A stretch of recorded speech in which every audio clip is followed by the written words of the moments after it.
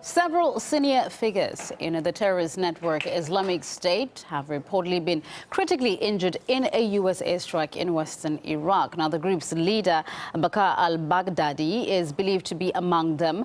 To discuss this, I'm joined live now by political analyst Shwan Zulal. Thank you very much for being with us. Now, if these reports are true, how much of an impact will this have on Islamic State? Well, the report is not being corroborated yet, so I think we've heard before the last two or three times at least that Baghdadi has been injured. But let's say if this is true, obviously this is a severe blow for ISIL and their command structure. But by no means this is the end for the organization, because the organization have managed to lay root in those areas. There's tribes and tribal leaders involved, and there's a hierarchy, and soon he'll be replaced by somebody else.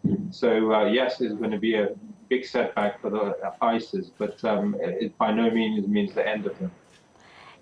If indeed there is some truth to this report, wouldn't this be then a sign that the US-led airstrike coalition and campaign against the jihadist group is perhaps finally working? I think it's obviously has been very effective. If you look at the effect it has on Kobani, which is that's been the catalyst in some ways. Actually, before, where you had the Yazidis were attacked, and that was the catalyst, and then Kobani, where the airstrike has been vital to make sure the town doesn't fall to ISIS. And if we look at the tide has turned really in Kobani about 2 or 3 weeks ago, when the airstrikes intensified in the town, and the table were turned on the fighters, and the Kurdish fighters in Kobani took the initiative, or they held the airstrike. That is almost the beginning of defeating ISIS, but this is going to be a long process, and everyone has admitted this is not going to be an overnight operation. But what happened with the airstrike? It actually made sure that the ISIS or ISIL are not winning anymore, because up to the US airstrike, we only could expect that ISIS will take more territory, more towns, and Kobani was the place where the tide has turned. And this, of course, in partnership with the Kurdish forces there, who held their ground firm despite not having the right equipment and ammunition in the early stages. But then when the US airstrike kicked in, it has really made a big impact. Let's talk about Abu Bakr al-Baghdadi. I mean, just his name in general apparently holds quite significance in the Islamic sort of religion. Talk us through who he is. What do we know about him and the role he's played in the rise of IS? Well, his history, there's various versions of how he sort of rise to where he is now. But one thing is clear, that he used to be part of the Al-Qaeda groups in Iraq, and his career started in Iraq as a terrorist. And from 2003, obviously, there's accounts that he was even in US custody in the early days of the Iraq War. So his career really started from there, and it's very various different conflicting accounts of how he rose up the ranks.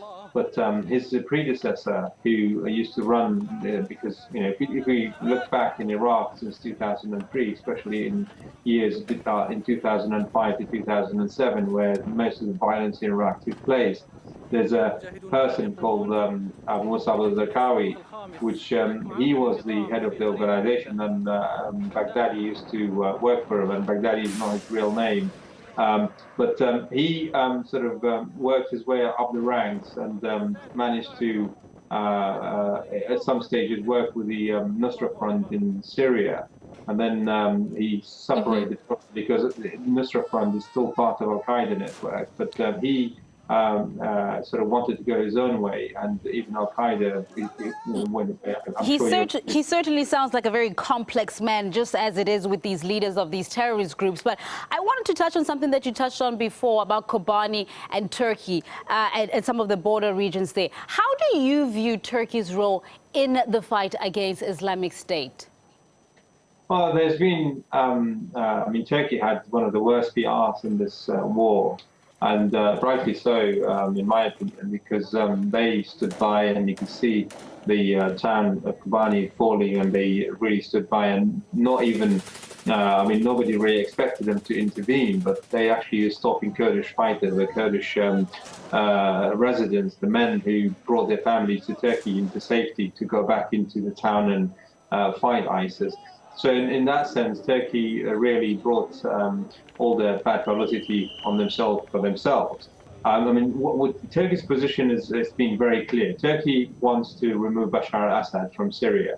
And on the other hand, Turkey doesn't want to empower any Kurds in the region, especially PYD, who are the main political grouping within Kurdish Syria who fight in ISIS, because they have very strong links with PKK. So from a strategic point of view, Turkey is we don't want to, we want to get rid of Assad, and we don't want the Kurds to get stronger. And ISIS is doing both things. He's fighting Assad on one front and fighting the Kurds on the other front. So strategically, it suits Turkey very well. But that doesn't mean Turkey is an implicit supporter. I mean, there's been various reports that Turkey has aided these sort of organizations, and I think in my view, Turkey really turned a blind eye rather than actively supporting these organizations, because obviously the complexity now, if Turkey in anyhow get involved in supporting a terror group like ISIL, because it's part of NATO and you have a 40-country coalition fighting ISIL, is going to be put Turkey in a very difficult position. But what I can say, Turkey has turned a blind eye on ISIS activity, opened the borders for them. They can easily go in and out. The hospitals in Turkey have been used for their wounded. And obviously personnel, as we know, hundreds or even thousands of people going from Europe and joining ISIS mainly through Turkey. We're going to have to leave it right there. Thank you very much. Shwan Zulal, a political analyst from London, just going through these reports we've just been talking about. They haven't been confirmed yet, and as soon as we get more updates on that, we'll bring it to you.